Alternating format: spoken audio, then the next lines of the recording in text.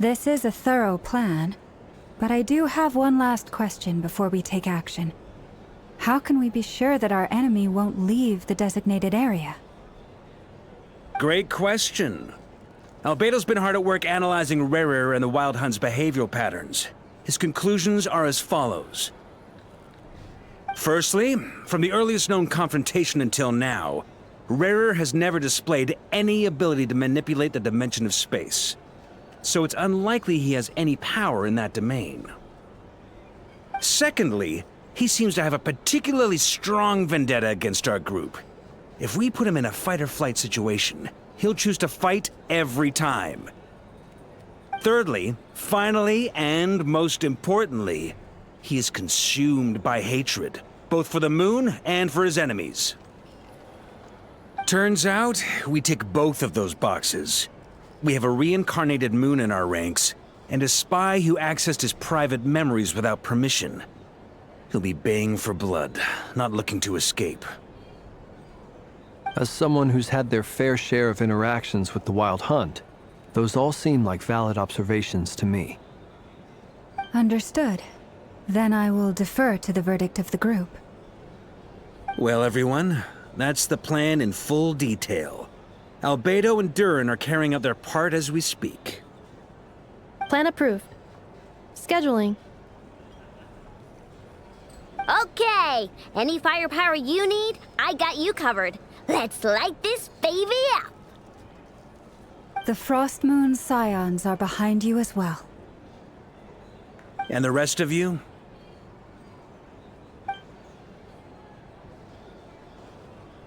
No objections? All right, then it's settled. This is the plan we're going with. Next up, an old tradition of mine. Anyone who wants to back out, now's your chance. Wait, we can still back out of this? Everyone says things they regret, right? I don't want anyone feeling trapped because their mouth said yes before their brain had time to think things through. A very people-first approach. I hear that's common practice in the Knights of Favonius. Heh. Who'd you hear it from? D-Luke? Shh. We don't use people's real names at work. This contact will be known only as Owl, please and thank you. This plan can only work if everyone does their part. Flint's and I will absolutely support it. We shall indeed. You'll be glad you accepted our help. Also, you are the last person I expected to see here, Miss Dory. It's not often I get called Dory in a work context. My peers usually call me Lord Sangama Bay. So, the longer your name, the higher your net worth. Is that the idea here? In that case, Mr. Flint's here must be worth a fortune. That's right, I know your full name. It's... The walls are thin here. I'd appreciate you keeping that a secret. Okay, fine. Ugh, I'm actually only here as a favor for someone else. Do you have any idea how much it would cost to hire me otherwise? Oh, does this mean someone out there actually has the power to boss Dory around? It most certainly does not. We have a long-standing and mutually beneficial business partnership. She's actually the mom of a friend of yours. Said mom supplied me with a great little trinket, but now that lady's ruined everything. If I don't start building a little goodwill now, my whole business in Nod-Krai is gonna go down the drain! Okay. So what exactly is so special about this pendant? It's a lucky charm that a great mage made for me. We have a business relationship, and she was worried that something bad might happen to me. So, she wanted me to have something that can store power to protect myself with. I finally got it all fully charged up with Kuvaki, and then never went and used it all up at once! Never lost so big in my life! You're right. It was all my fault. I didn't mean to drain all the Kuvaki in the pendant, but I'll make it up to you. You will? Well, in that case, how about you give me your chess set, and we call it even? I knew you'd say that. Well, it's yours if you want it. In fact, take it now, and I'll even throw in a free Rerir of Solnari. Deal? You're putting me in a difficult position here. It's a very useful thing to have around, but I have a funny feeling it won't be around much longer. I guess we'll see in a couple of days. Looks like bankruptcy for me. Hey, don't be so pessimistic. See this through and you never know. You might find a new business opportunity on the other side.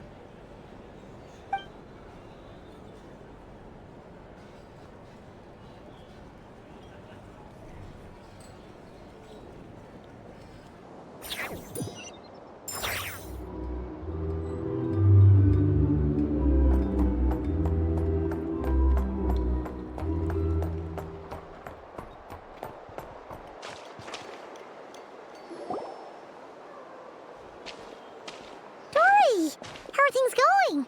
Feeling ready? Oh, I was born ready. We only have 2 days. You think Lord Sangamabe would let an opportunity like this slip by? Don't forget, when something's in high demand, the people with the goods on hand get to charge the highest price of all, even higher than the sellers taking advance orders. Ta-da! See? It's right here. Oh, it's so pretty! Did you make it? No, I have a supplier. We go way back, so he made me a very attractive offer. Aha! No wonder you were talking about Lucky Charms at the meeting. You've been getting Kave to make them for you. That's not the full story. It actually started a while back as a project between me and the Dendro Archon. Mage Alice once warned me that this world won't stay safe forever. There may come a day when everyone faces a great crisis. I passed this on to the Dendro Archon, and she secretly brought together a research team made up of Sumeru's top scholars to invent a technology that could keep people safe. I won't go into the details because it's all very complicated, but if you want to know more, you can ask the Dendro Archon about it sometime. Anyway, point being, it was the Dendro Archon who asked Kave to build this little contraption. As one of the top Kasharawar talents, he was the obvious choice. Took him long enough. He stressed over it for ages. Must have gone through at least a dozen designs before producing a final product. But that's Kave for you. Marak delivered it to me a couple of days ago, along with a letter from Kave. Could I ask why I'm sending this technology to you? And what's your proposed use case? Has it been approved by the relevant authorities? So nosy. My fault for sending him the research permit to begin with. Surely Nahida must have told him you were involved in this project. He was probably just nervous because you're always so secretive about your business. Could be. Anyway, I just replied, let's hope there never has to be a use case, because it would involve grave danger. Fair enough. But it sounds like he was just being cautious. He probably felt responsible as the one who made it. Or maybe he was asking as a favor for his housemate. He's done that before. Not sure why, though. His housemate doesn't seem to really care that much about this kind of stuff. Either way, all's well that ends well. I'm just glad to finally have my hands on the product. I wouldn't want to be without it, given the potential dangers that lie ahead. Huh? What does that look mean? Paimon's just super surprised. This must be the first time we've ever seen you actually get serious about something. Well, a long time ago, I made a promise to myself. I promised that I was gonna live every day of my life with a big beaming smile. Obviously, Mora plays a big part in that. But there are always gonna be times in life when you have to give something back. That could mean paying back a debt, returning a favor, or showing some kindness. Alice has been a huge help to me over the years. She was the first investor I ever had. And I want my investors to know that Lord Sangamabe is the best in the business. And more than that, no one knows what the future will bring. Whatever happens, I want to make sure the Dendro Archon and all of Sumeru is prepared to face whatever comes. Oh, that? I was just making sure Nefer and I are square. Don't be thinking it was some sort of benevolent act. I'm no saint, so don't treat me like something I'm not. My priority is doing the business that I want to do, so long as my conscience lets me, but it usually does. That's the Lord Sangamabe business model. Alright, if you say so. I do say so, and that's the whole point. I'm a businesswoman. Don't go trying to figure out what kind of person I am. You'll exhaust yourself. Much easier for everyone involved if you just take my word for it. Oh, and could you two help me get this stuff where it needs to be? Thanks so much. You're my favorite assistants.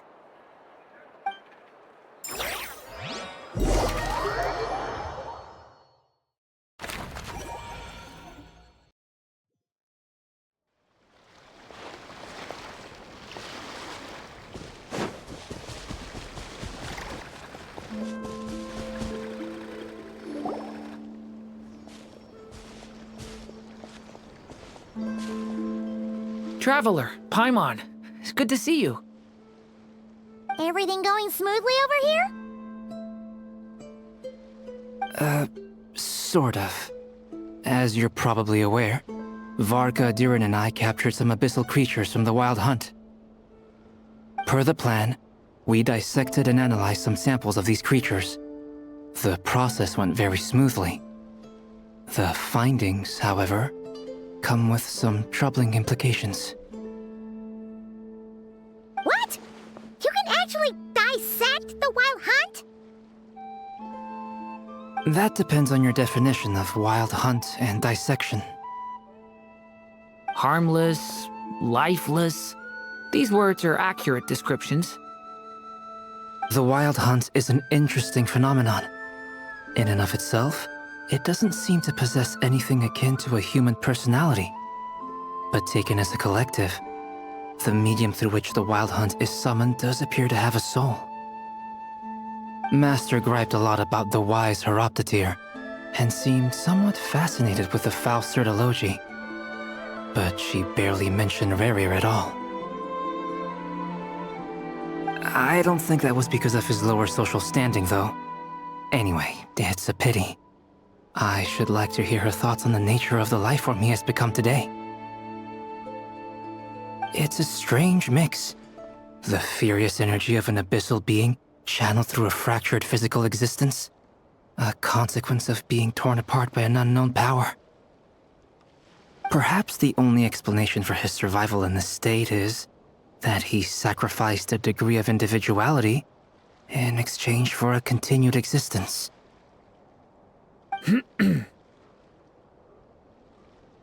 Oh, sorry. Once I get talking about interesting research, I have a tendency to go on indefinitely. Back to our research findings. Essentially, they confirm my hypothesis. Rerir's corpse is completely contaminated by the Abyss, and the effects are irreversible. You could think of this as Rerir in mutated form. But in my view, even that would be inaccurate. In reality, his whole being has been consumed by the Abyss. In other words, he is now nothing more than a manifestation of abyssal power. Unfortunately, at present, we have no means of completely eradicating abyssal power. Hence, we cannot fundamentally destroy the Rerir of Solnari either. Oh, that's terrible news! So, that's it? We can't defeat him? Not even if we get the power of the 3 moons? Miss Columbina's situation is a difficult one. She can never achieve wholeness when the world does not accept her presence. It's as if her creator banished her to a place she can never be accepted. It means she spends most of her energy just on her own survival. Given the circumstances, it's only natural to despair. But we must see this plan through to the end. Time to kick off the backup plan. Oh, Paimon almost forgot! This is for you. Dory asked us to bring it. Ah, how wonderful. Well, thank you for making the trip. Durin and I will be heading off shortly. I'm sorry I won't be there to protect you in person this time. Please be careful. All right then. Stay safe.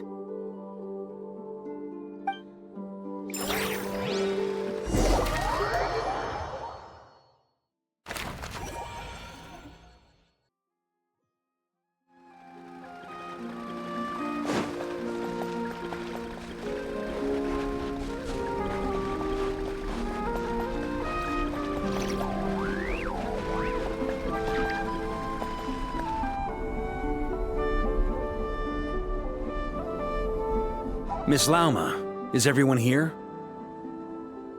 Yes.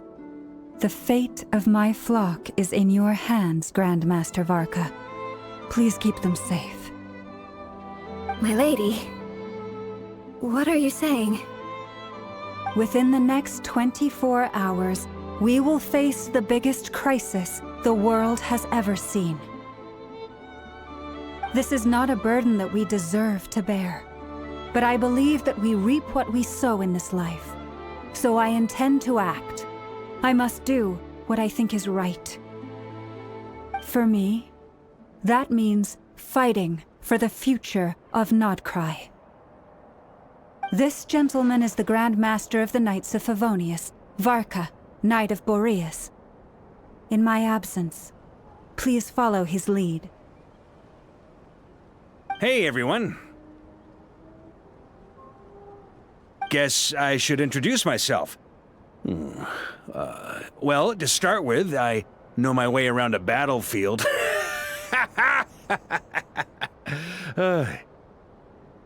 Biggest strengths are honesty and hard-workingness. Anyway, point is, I don't intend to let Lauma down. I'm gonna do everything in my power to keep every last one of you safe and sound.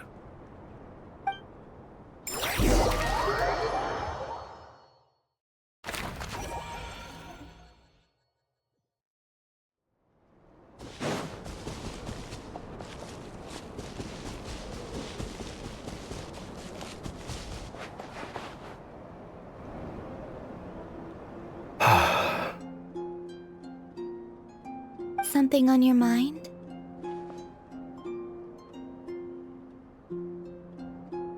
Miss Columbina, was it? I believe that's how the others addressed you. That's right. Names are funny things. Have you always been called Dainslev? Yes.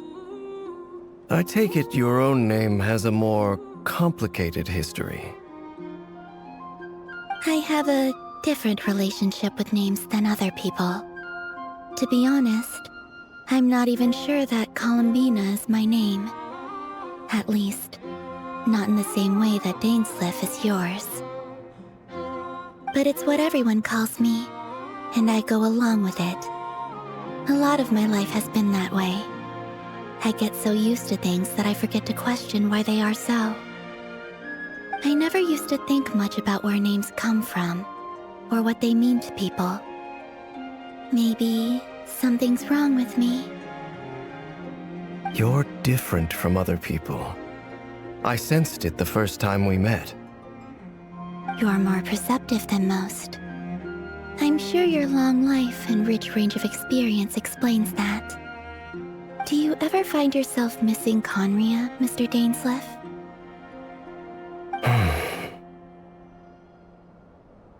Difficult to answer. I have dreamed of the past many, many times. Sometimes I'm fighting tooth and nail. Other times I'm lying on the ground, defeated. I don't recall any happy moments from that time. It has been too long. Is that because hatred survives longer than love and affection? That would not be for me to say. I make no excuses for the grudges I bear. But whatever the reason, I remember little that was beautiful or sentimental. Thank you for your help with the Rerir situation.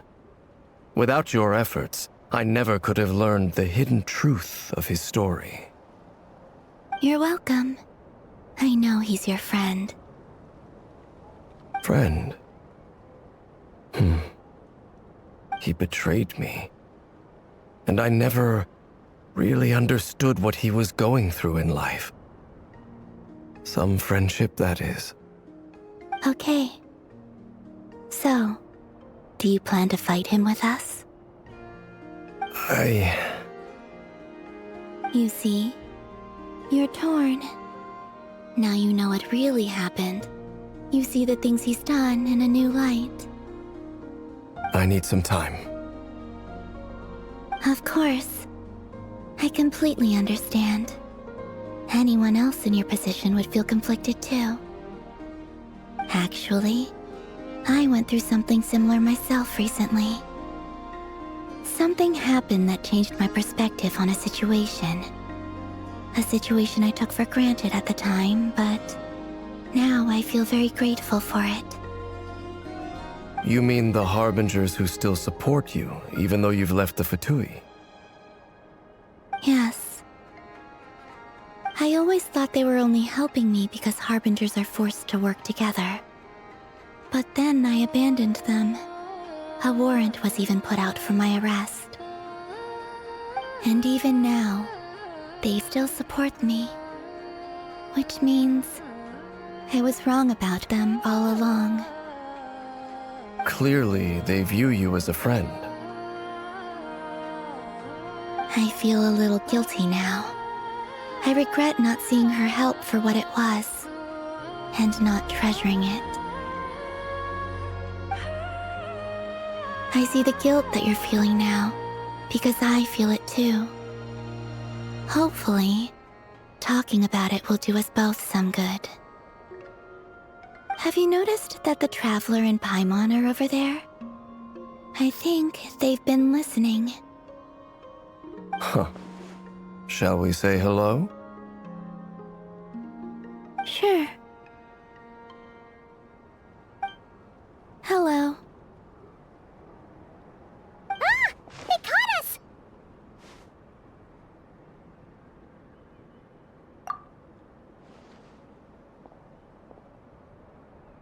I apologize for making you worry.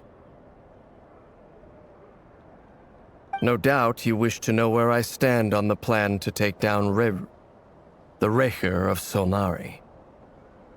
I'm afraid I need a little time, but I will seriously consider joining you. You will? Oh, thank you so much! Everyone will be so grateful to hear that! They needn't be. This was something that I was going to have to face up to eventually. That doesn't matter to them. They're grateful to you regardless. You can't control their gratitude, so just accept it. And then, have a think about whether you're willing to join us.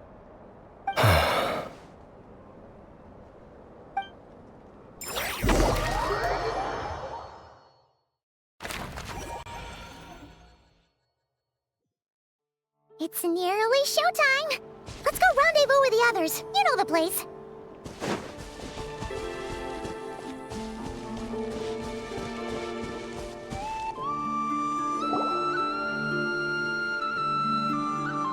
Ah, you're earlier than I expected.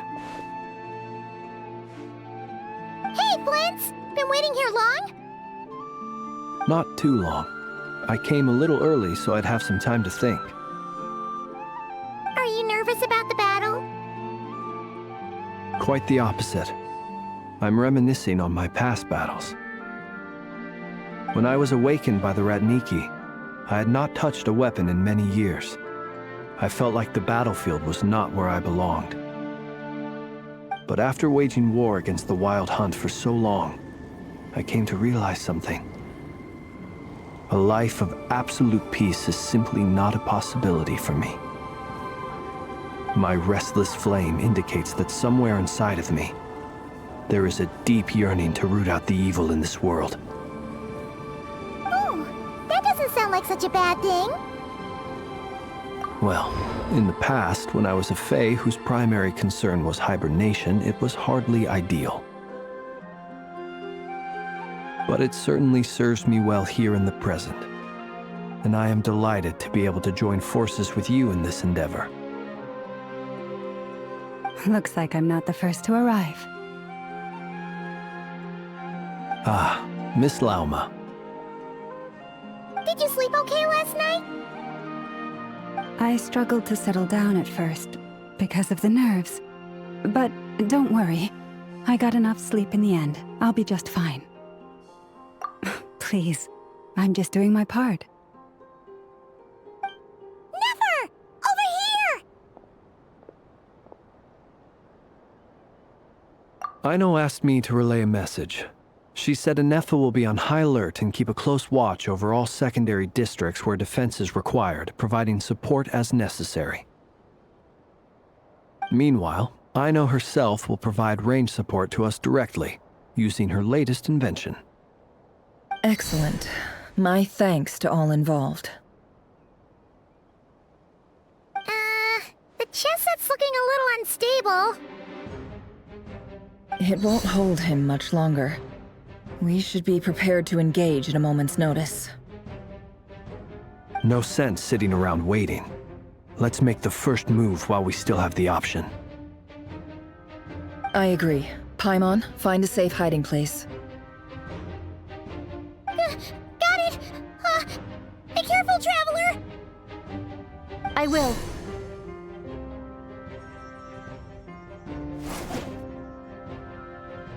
Everyone, take your positions as soon as the battle starts. Every ounce of strength we have in our bones, let us bring to this fight. Ready? Let's go.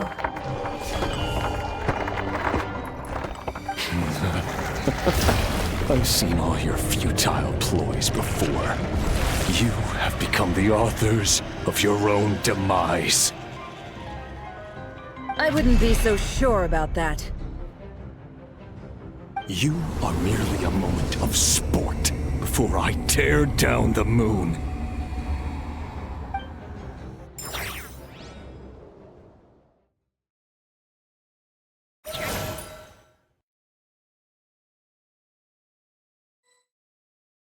Stay on your toes. Yup, you too! Let me help you guys! It's this! Hunt them down!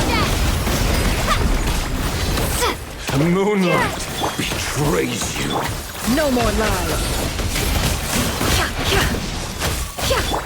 Go! Can't hide the truth. It's all How the futile. mystery unravels. Forest, protect us. No more lies. Go! Be silent. Observe. The moonlight betrays you. Close your eyes. Leave this place with one heart. Bombs away! It all adds up. No more lies. Seek within. Forest?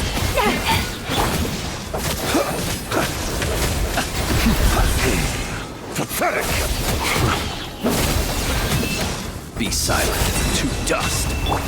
For the everlasting forest, receive my blessing. Water jet!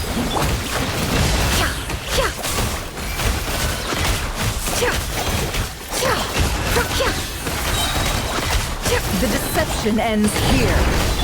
Leave this place. Close your eyes. It began with the moon, and so shall it end. The moon will protect you.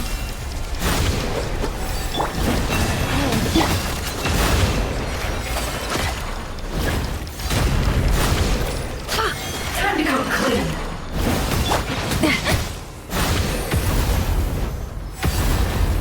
Stay your hand.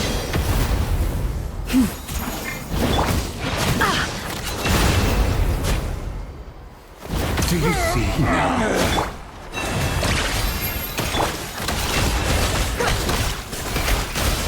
From here, when will it be as you foretold? Move!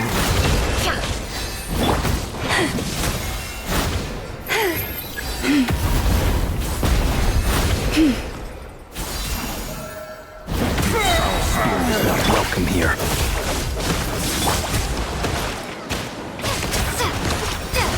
By the frost moon of old. Forest, protect. The night cometh. Keep your distance.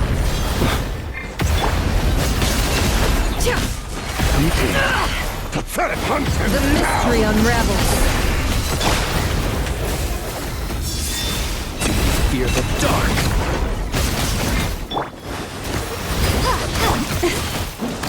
Can't hide the truth.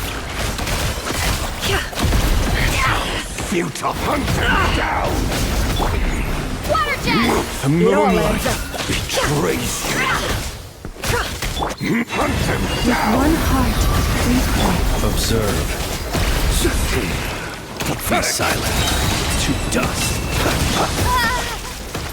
Water jet! No more lies. The deception ends here. Futile! Close your eyes. Bombs away! The moonlight betrays you! Can't hide the truth. Let's see what they're made of. Leave this place. It all adds up. It all falls into place. The moonlight! Pathetic! For the everlasting forest.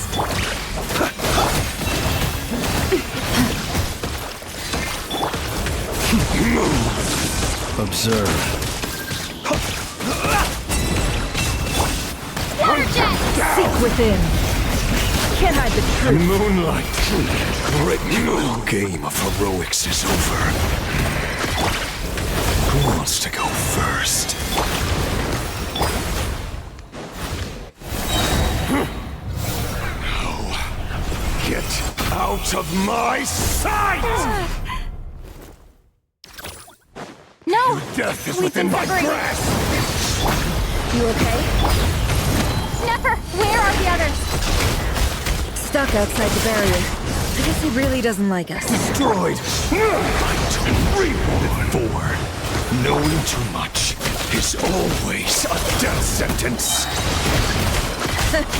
Be careful what you wish for.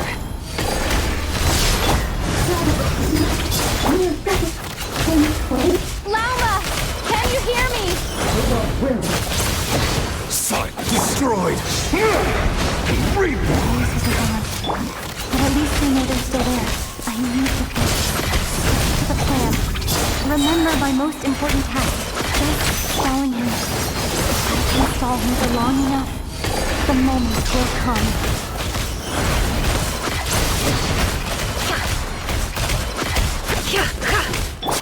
Bombs away! No more luck. Let's see what you're made of. Seek within. Water jet!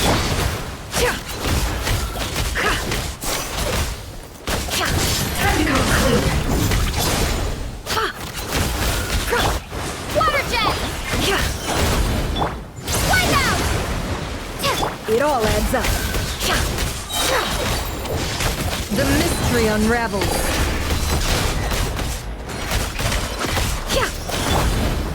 Water jet!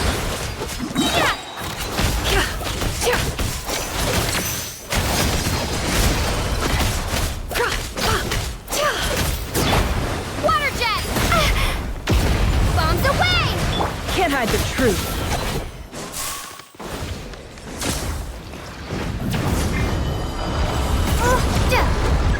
Water jet!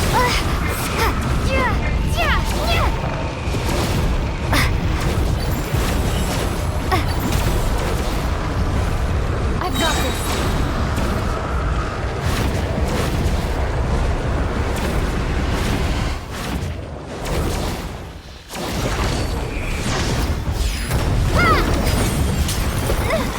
The shield's broken. I can't keep this up. Don't push your luck. How much power will it take?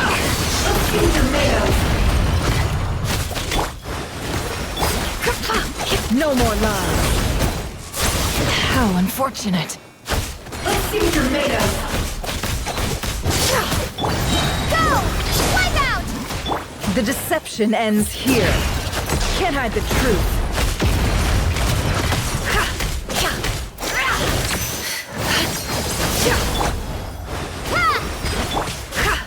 No more lies.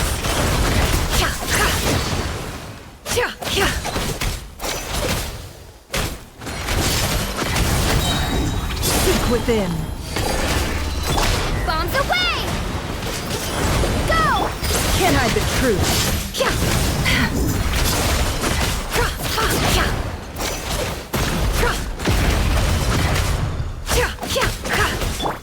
Go! It all adds up.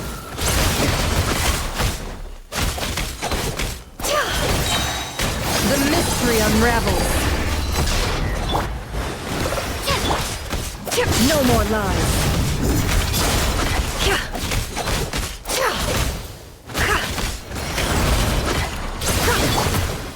Nowhere to run, nowhere to hide. It all adds up.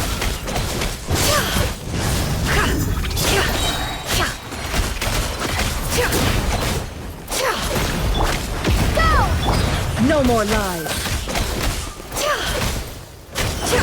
Let's see what you're made of. Bombs away! It all adds up. The deception ends here.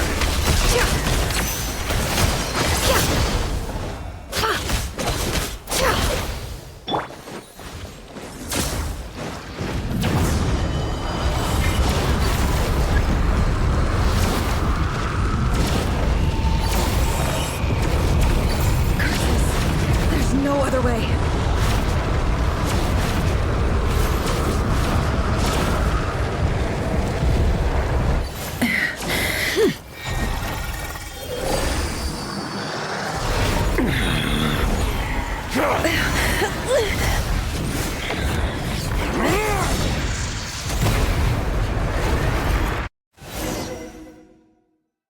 The only way to defeat Rerir is to borrow his own power.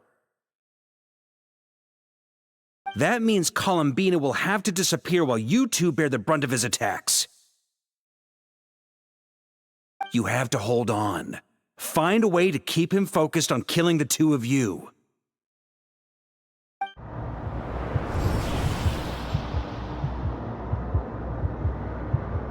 Never! Your eyes are bleeding. Soon you will be powerless to resist. And then, I will reduce you to dust. But that dust will plague your memories. Come on, keep holding on. Any other tricks up your sleeve? Let's see them. As entertaining as they are, you've backed yourself into a corner. You don't fool me. I see your fear clear as day. I have to stoke his rage. Make him unleash everything. You fear what you could never defeat. You fear the thought of never being able to save your beloved. You cannot win the fight against fate, Rerir. Is that what you think? Well, now it's your turn to feel afraid!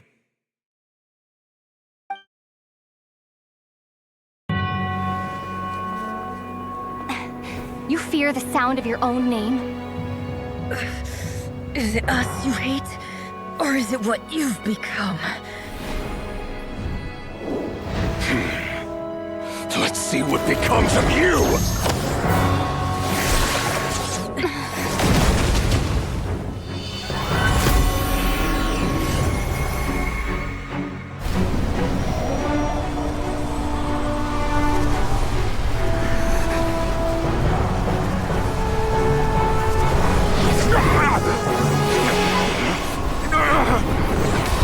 What's happening? That power. I've seen it before!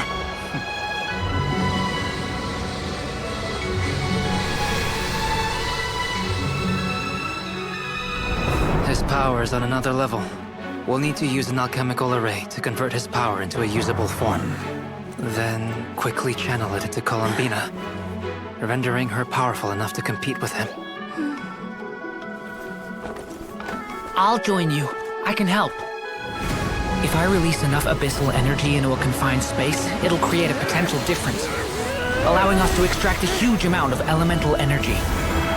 Next, I'll synchronize with everyone's minds using Pyro, then give you temporary access to their abilities and fields of view. But it won't last long. Can you see?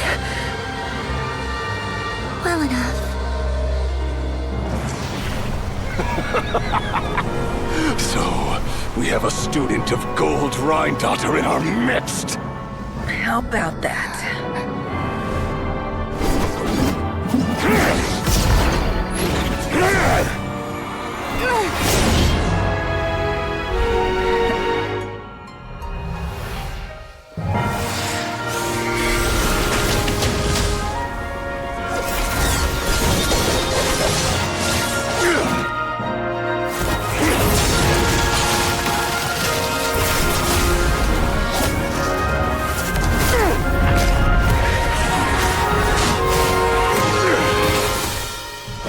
You use my own power against me?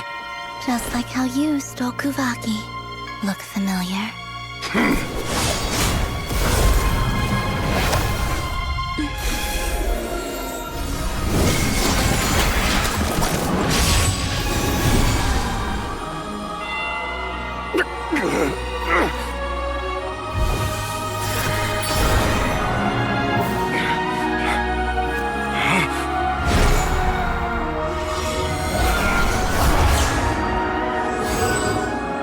Don't you realize? You don't have the power to hold that gate open! I don't, but someone else does.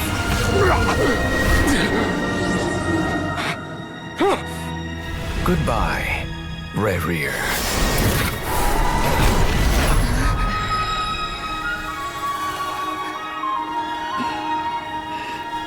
We won.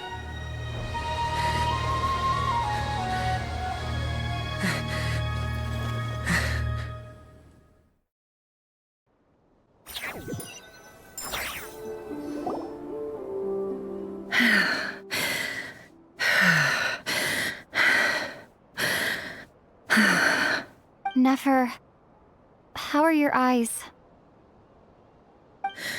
They're fine. Apart from the blindness, of course. It's not too late. Let me handle it.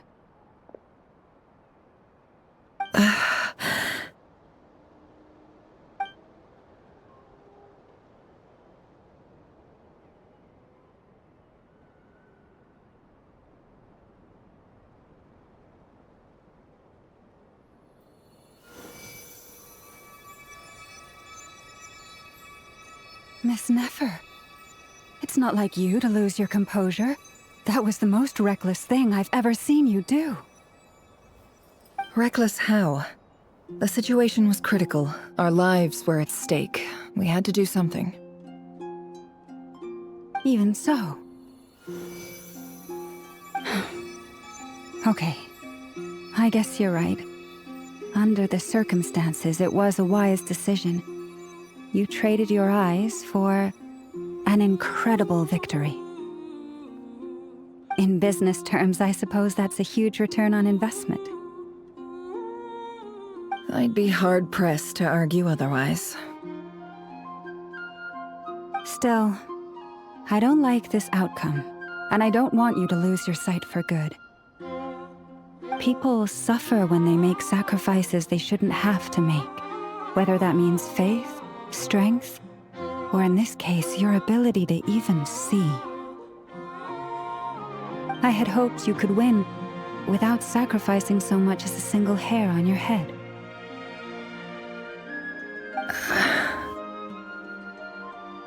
Thank you. Really. All done. Don't try and open your eyes just yet. We'll see how you're doing in a couple of days. Until then, please follow your recovery plan to the letter. I'll send full details through Yehoda. For now, just get yourself home, relax, and rest. My dear friends, we have fought bravely and achieved a spectacular victory. A dark cloud has been lifted from the skies of Nod-Krai. All in this land will be grateful for what you have done. The moon will remember this day. Thank you both.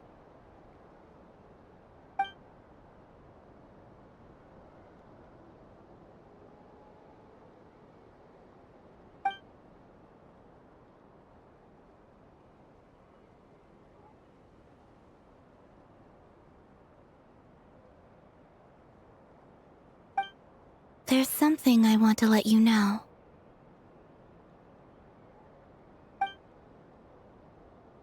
What is it? When Durin connected everyone's minds so I could access their powers, I also felt everything they felt. And since Nefer's eyes were injured, my eyes are hurting now too. Huh. Hold on. Let me try. I only feel the pain.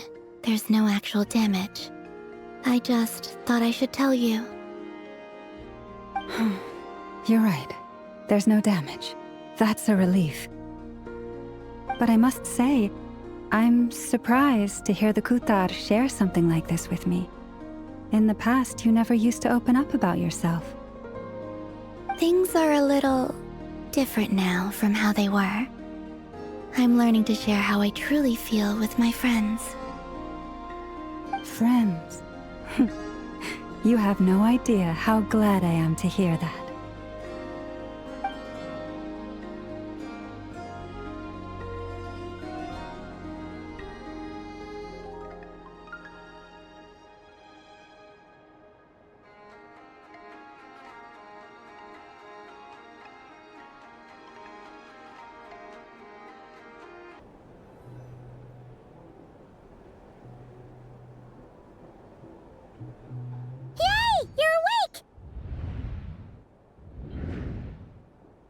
How are you feeling?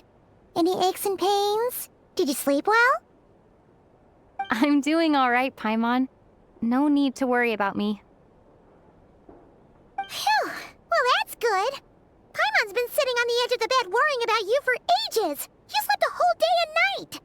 Poor Paimon had to eat all by her lonesome. Glad to hear you didn't starve. How is the food? Well, it wasn't the same without you there to share it.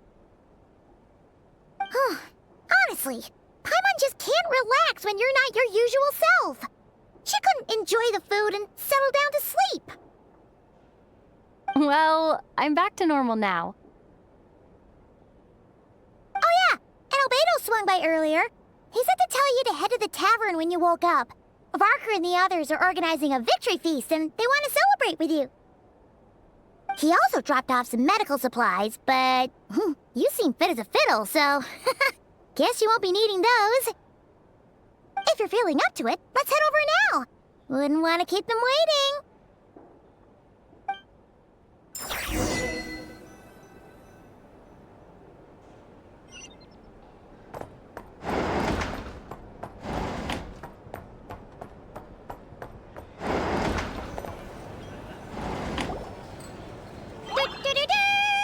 We're here!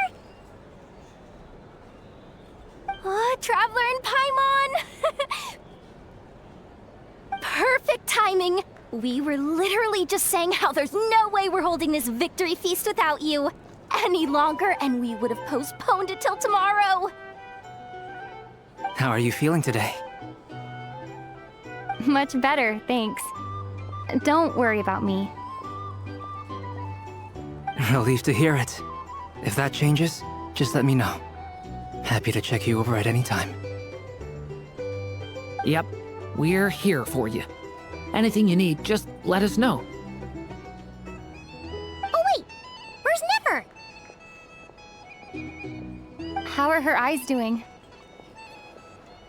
Nefer's right over there. I'm sure she'd love to catch up with you.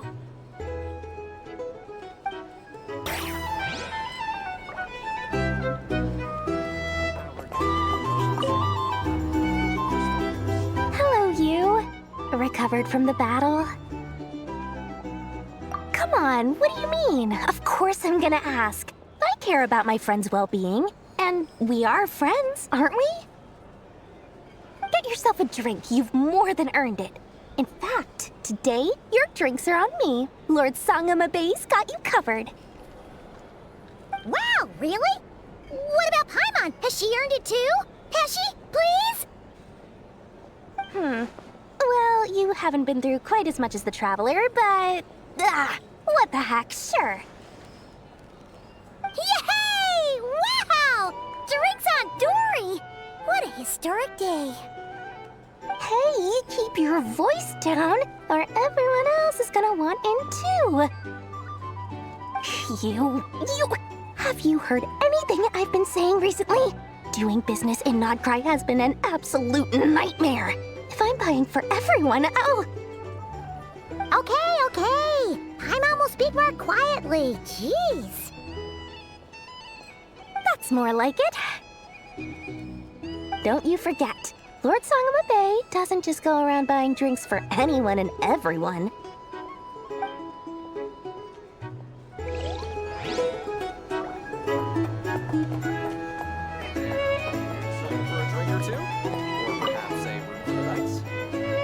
I thought of 1,000 ways to congratulate you, but now you're here, words are failing me. The honorary knight stuns them speechless once again. Well said. The honorary knight showed us all how it's done. The other knights told me that Mondstadt was the first stop on your journey. All of us are truly delighted to count you as our friend. I'd like to thank you for supporting the Knights of Favonius, and also for helping us save Nod-Krai.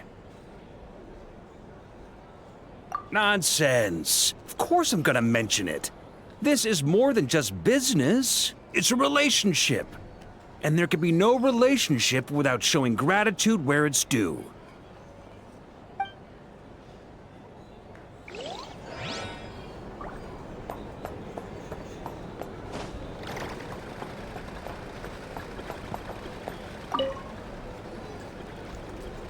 I see you've recovered. You bet. Snoozed her way to a full recovery. Glad to hear it. A healthy body is paramount. Nothing else in life is possible without it. So take it slow. You can't afford an injury. Paimon, too. You really saved the day when you swooped in to open that gateway. I came to accept that although Rerir was my friend in the past, here and now, he was an enemy that must be defeated. Though I will never fully understand what happened between us, I could not let this crisis deepen any further. We fought a very necessary battle, and you played your part admirably. Yeah, and if you ever need to talk, just remember, we're always here. I'll do that.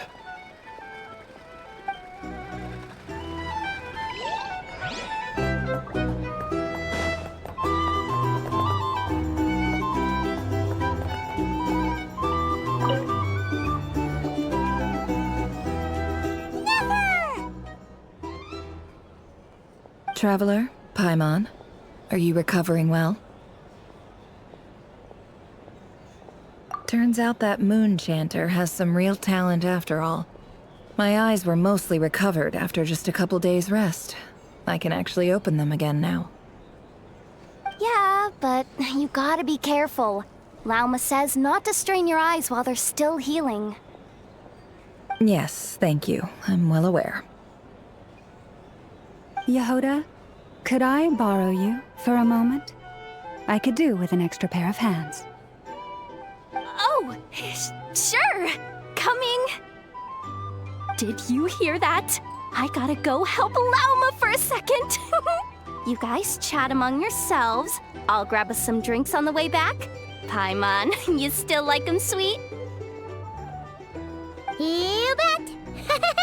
Make it extra sweet, because Paimon's earned it! Sure thing!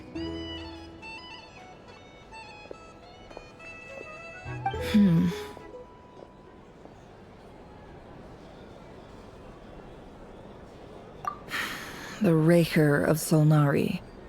Kind of a snake, don't you think? No, definitely a snake. A poisonous one who spewed his venomous hatred everywhere. Anyone who seeks revenge out of hatred for other people has become a snake. That's something my dad used to say. Perhaps. I'm sure it sounds like a very wise and open-hearted perspective to your ears. But me?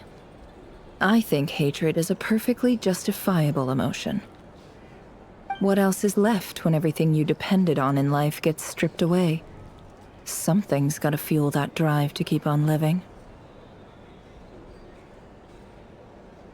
If you're worried about me, you can nip that in the bud. I'm not someone who gets stuck in the past. It's just... I suddenly feel like I was wrong to call my father a liar. He was just a fool. That's why the Academia turned their back on him, and why the other tribes ganged up on him.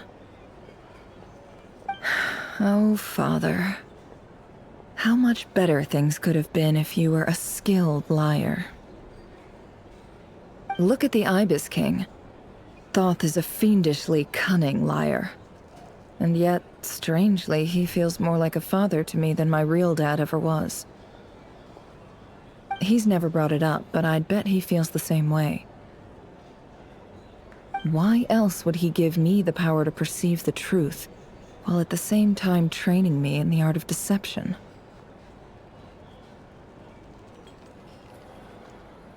Well, King Deshret banished him to Aru, which is essentially a prison, and posed 3 questions to him. He promised that he'd have his freedom if he could find the answers.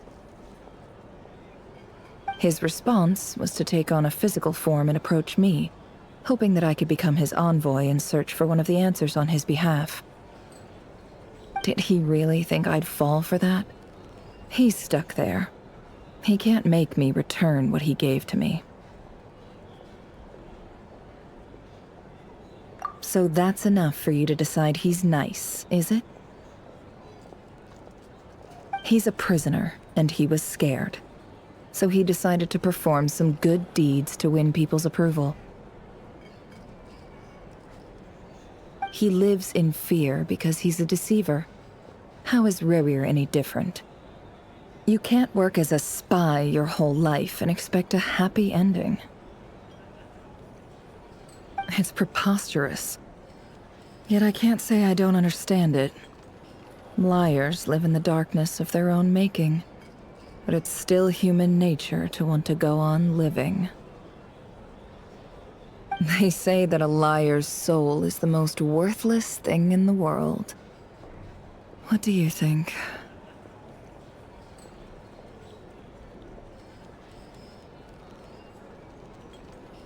Good.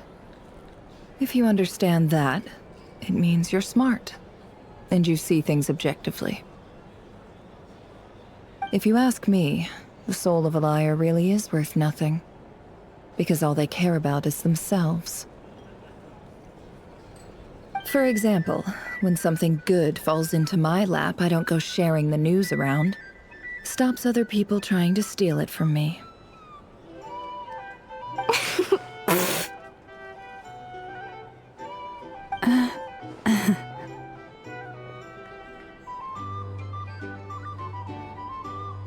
So be it.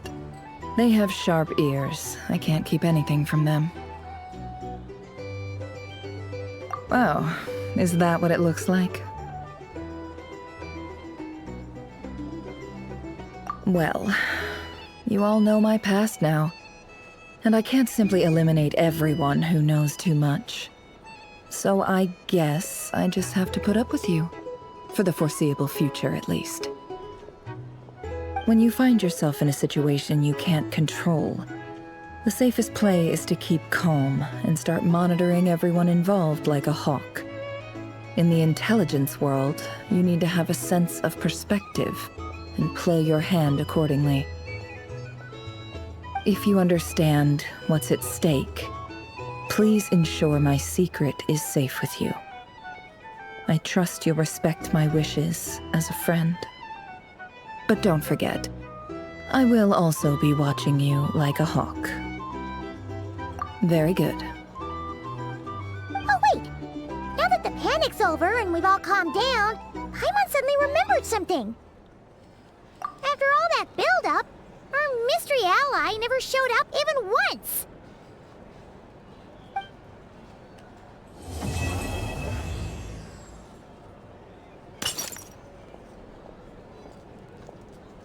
Huh? Am I imagining things?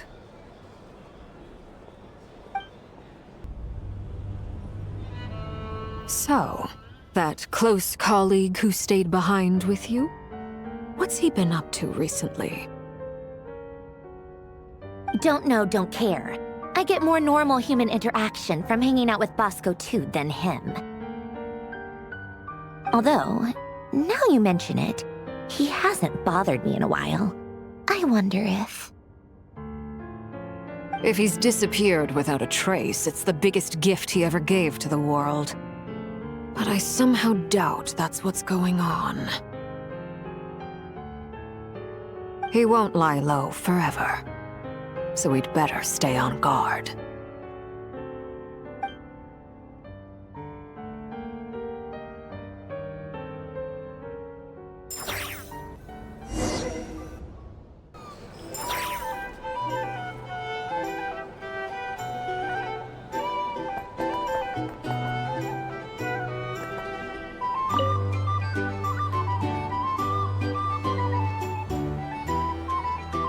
Ah, Lord Sangamabe. How lovely to see you. I must thank you for the device you provided. It was an enormous help. Would I be right in thinking that it was developed by the Academia? Why come and ask me when you clearly know already? I mostly came to thank you. That's more like it. A little gratitude goes a long way with Lord Sangamabe. Play your cards right, and you might even stand a chance of becoming my long-term supplier. The chance to work with such a kind and charitable investor as yourself would be a great honor for the Curatorium. Huh? Charitable? Who said anything about charity? First time hearing about it. Let's see. The first plot of land you purchased in Nod-Krai, your desert interests, and... Stop! What do you think you're doing? Exposing my investment history! It's nothing to hide from. They're all perfectly legitimate investments.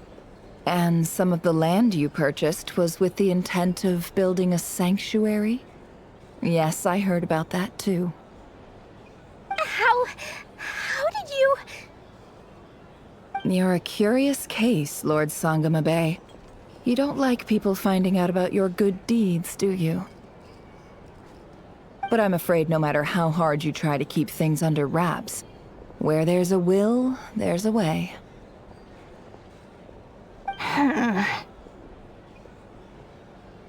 You did it for Sumeru, didn't you? was empty land that was gonna go to waste otherwise. I figured if I built something there, it might at least get some use in an emergency. Disasters are capricious things. They strike without any warning. I've lost family to a disaster before, and I don't want to lose any friends or business partners if I can help it. My elder sister used to dream of finding a sanctuary. Somewhere with plenty of food, water, and medicine. Where everyone could live happy lives. It was something I looked into, but after discussing things with the Dendro Archon, I decided on a more effective strategy. The tech people handled the tech, and Moneybags provided the Mora. It just made the most sense. It's a pity that so few people know the truth about you. Everyone says that you view everything in terms of Mora, and all you care about is growing your own wealth. So, what's the problem with that?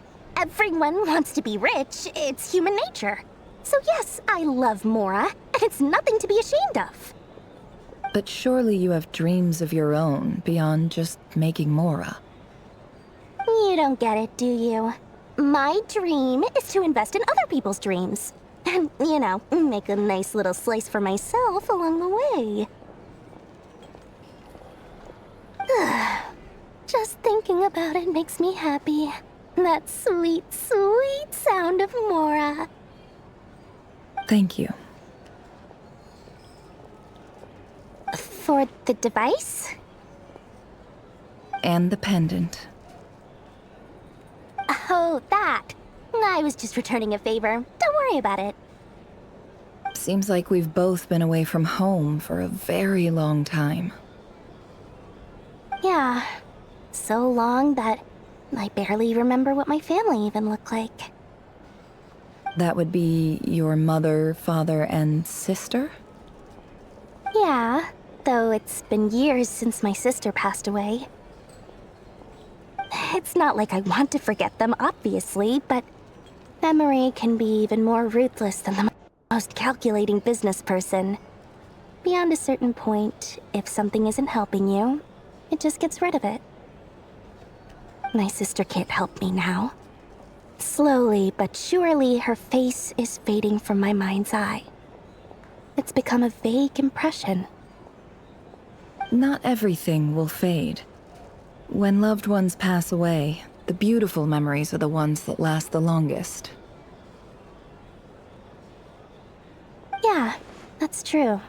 If you ask me, that's the one silver lining in all of it. Well, that, plus, I'm sure that life is much better now than it was back then. Oh, absolutely. I have tons of Mora, a big beautiful house, business is booming, and I'm as happy as can be. You've got a lot going for you too. Boss of the Curatorium of Secrets? I'm sure there's plenty of Mora to be made in that line of work. I appreciate the vote of confidence.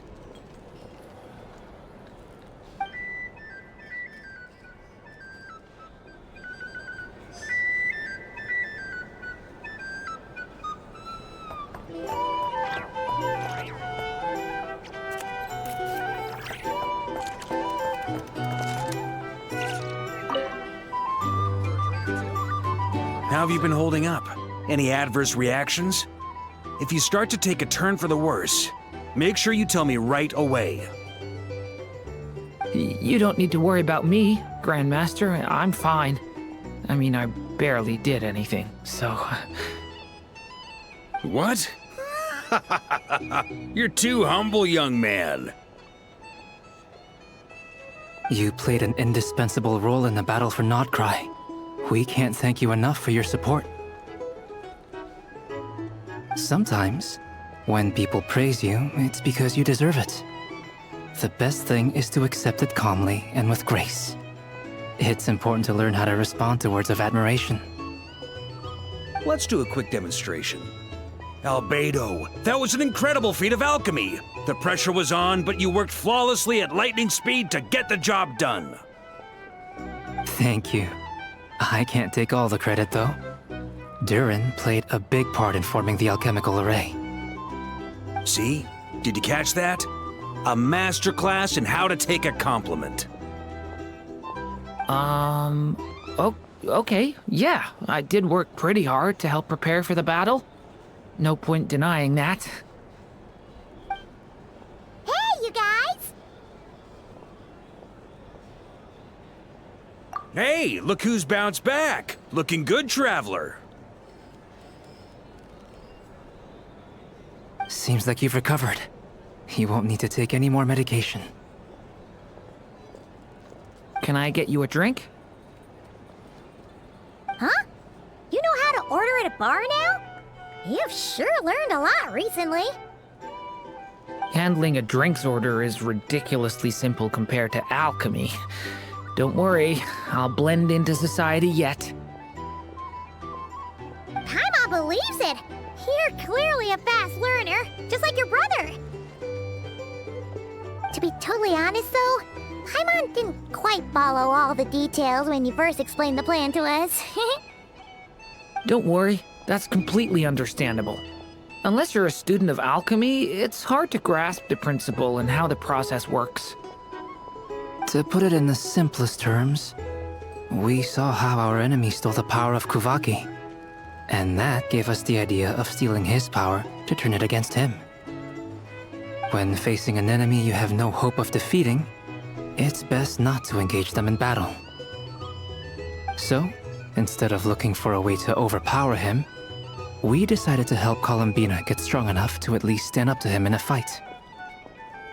For this to work, we had to analyze his modes of attack, confirm who his main target was, and make sure that he wouldn't go beyond the range of the alchemical array.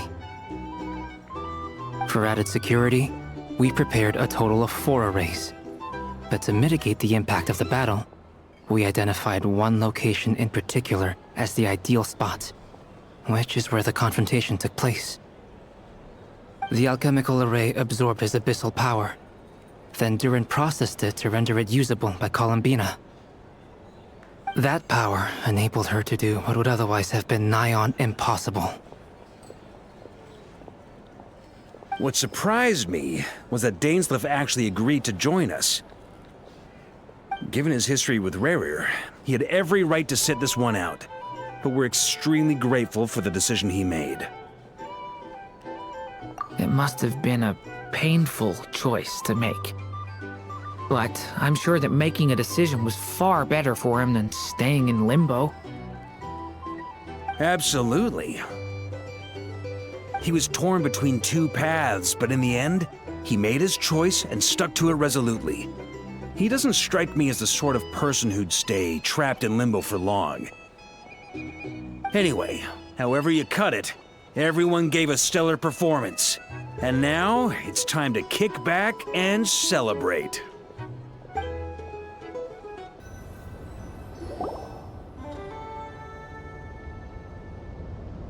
That's the only reason you're here. Yes. I've thought a lot about it. And I've realized that you, me, and Arlecchino should be friends. I think this is very important. So I felt I had to come and tell you. Well, this is a new one. I'm so moved. I can't even hold my teacup. If that's all, you can leave now. Do you not want to be friends with me? Or is it that you prefer being co-workers? What is this, Columbina? Are you deliberately testing my patience threshold? Right now, my politeness module is active. But if you say another word, I swear I'll shut it down.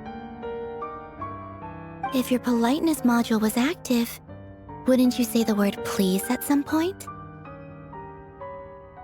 Paulownia, please see Lady Columbina to the door. Will you still invite me to your next tea party? What? Yes, I think you will. Bye-bye, dear Sandrone.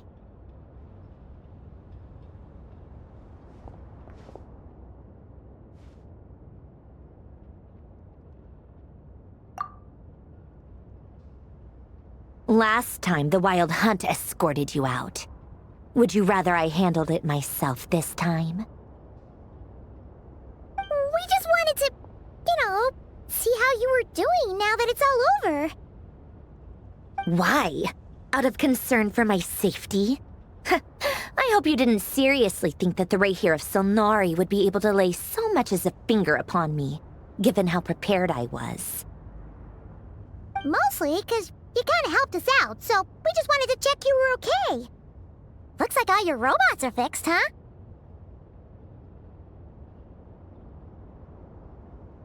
Oh, don't you worry about that. Tea time is already a write-off. The visitor before you managed to kill my appetite. If you're in the mood for tea, go ahead and help yourself. Otherwise, it's going to waste. My coasters are still missing in action, though. Use this notebook instead. Whoa! Pretty hefty notebook. Look at all those calculations. You can ignore those. They're just dumb scribblings. I doodle and write in my free time. Sometimes I remember the distant dreamlike past. Sometimes I imagine the far-flung future. And other times, I grit my teeth and note down all the crazy nonsense going on in the present. Some people do the crosswords in the newspaper. This is my equivalent of that. Trying to predict the future is like daydreaming, and writing about the present just makes me furious. The past is my favorite. If nothing else, it's already set in stone, so I don't have to rack my brains trying to figure it all out. Huh. Although, having said that, the only vaguely interesting memory in my past is probably that guy they call Lord Artificer. Who else? Pretty much all the mecha and Fontaine are his personal handiwork. Wait, are you saying you know him? Like, personally? As a friend? I mean, I guess we were friendly enough. Yep. In fact, I'm probably the only normal person left who knew him at all. We used to chat occasionally back when he was still around. Before he passed away, he asked me to destroy all his manuscripts. I honored his request, but I did read through everything first before destroying them. I mean, I couldn't let the genius of Lord Artificer Alain Guillotin disappear like that. Would have been such a waste. So, that's where the formulas in your notebook are from? I just told you, those are my equivalent of crossword puzzles. They're just dumb formulas that I solve for fun when I'm bored. Alain's work was like epic poetry. The formulas in my notebook are just silly little riddles in comparison. Not that there's anything bad about them. I mean, at least, solving those riddles isn't going to hurt anyone. Except me, 'cause I lose a few brain cells in the process. Anyway, while we're on the topic, I might as well tell you about what happened to him and his friends. Alain Guillotin had two close buddies, Renee and Jacob. They spent their childhood years together in the Narzissenkreuz Institute. They were all quite competitive, so there was some rivalry between them, but it was a friendly rivalry. But beneath the friendship and the rivalry ran something deeper, a sense of nostalgia for the past. Unfortunately, childhood would end, the prophecy would come true, the apocalypse would arrive, and the future would never be. A mad dream that would normally only capture the minds of lunatics began to take root in their hearts. A dream of saving the world. And if Renee and Alain had been people of lesser wits, that dream would probably have ended up as something for them to joke about in their older years. But alas, they were some of the sharpest minds around. They nurtured that dream with the full power of their intellect, and it grew into something that ate away at their souls. The first of them to fall under its spell was Renee. Against Alain's wishes, He persisted in experimenting on a mutual friend of theirs to try and save their life. Alain did not approve and parted ways with Renee. It's complicated. Alain wanted to believe that Renee only did what he did for the sake of their friendship. But when he told me about what happened, I could tell he still had some suspicions about Renee's motives. Perhaps the seed that would grow into a nightmare had already sprouted in Renee's mind. Even then. The next time they met, Renee's soul had been completely engulfed by the dream of salvation. His futile attempt to change the tide of fate only resulted in a wave that swallowed up the world, even before the apocalypse came. And although that wave died down eventually, I hear that it just recently came back with a vengeance. As I understand, Renee wanted to live out his dream of salvation once more. But I'm told that the attempted resurgence finally died out for good. At long last, Renee awoke from his deluded dream. Though of course by then it was far too late. What do you think of Renee? Do you admire his transcendent genius? His view that any price was worth paying to achieve the lofty goal of saving the world? Or do you despise him? Dismiss him as an evil madman who wrought havoc on the lives of everyone around him as he pursued his delusional dream? Same difference, really. Just a matter of perspective. Doesn't surprise me. You share one thing in common, after all. You both want to be the savior. The only difference is, your dream came true, and his, well, he wasn't the one who made it come true. I don't like fanatics who give up their whole lives for their ideology. Nor do I like fools who let their delusions take control. Maybe I could understand if Renee had just been an ordinary person. But he had a sage-like intellect, and still managed to get himself lost in the labyrinth of his own desires. Anyway, that's enough about Renee. Now, moving on to Alain Guillotin, the Lord Artificer. He managed to put a stop to the first storm whipped up by Renee. But after that, Alain lost his friends and family. To his credit, I suppose, the loss of his family and friends was purely a tragic accident. It's not like Alain sacrificed them for his cause or anything. After that, the only thing supporting his work was the same dream that had dragged his closest friend down to the abyss. But although the desire to save Fontaine drove him to found the Fontaine Research Institute, Alain continued to reject any form of transcendental knowledge or power.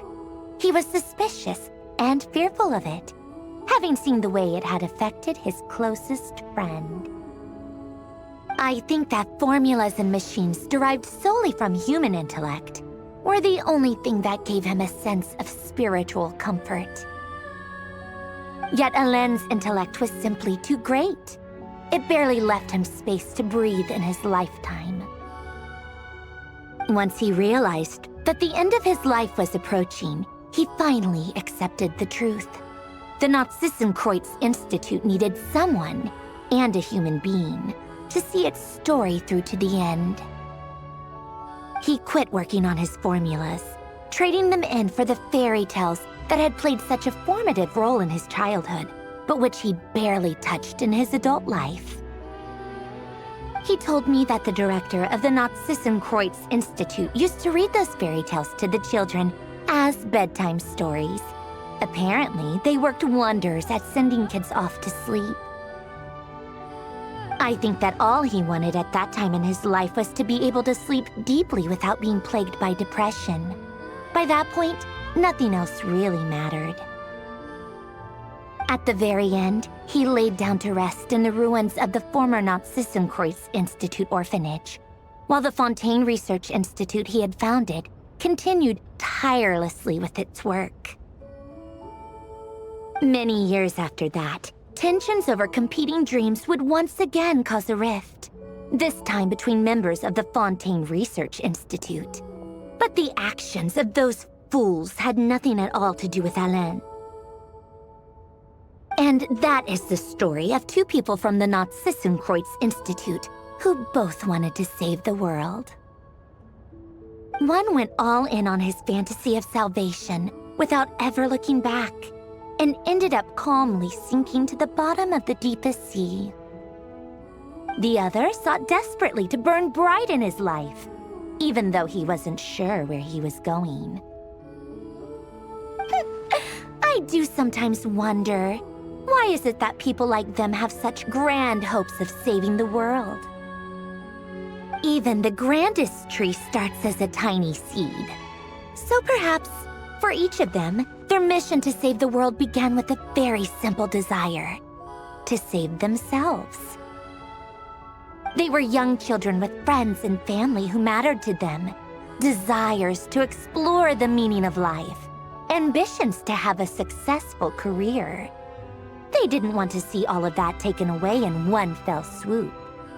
Or maybe they just wanted to find something to anchor themselves within the chaos, to stop them getting quietly swept away by the storms of life. But instead, the search for their own salvation took them down the rocky road laid out by fate.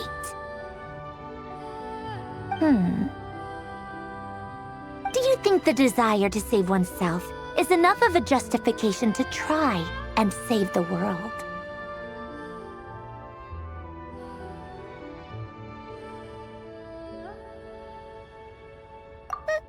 The way you said that sounded just like Alain. I asked him the same question back when he was in his prime, putting all of his energy into his work. He gave the exact same answer as you did. No elaboration, just a quick short answer before getting right back to his work. He was always that way. All right, tea time's over. I owe Arlecchino a favor for telling me these stories. I'll have to bring a whole sack of gifts the next time I visit the House of the Hearth. I'm gonna go tinker with Paulownia now. You guys can do whatever you want, as long as it doesn't involve interrupting me. Paulownia, exit hibernation mode. Begin diagnostics.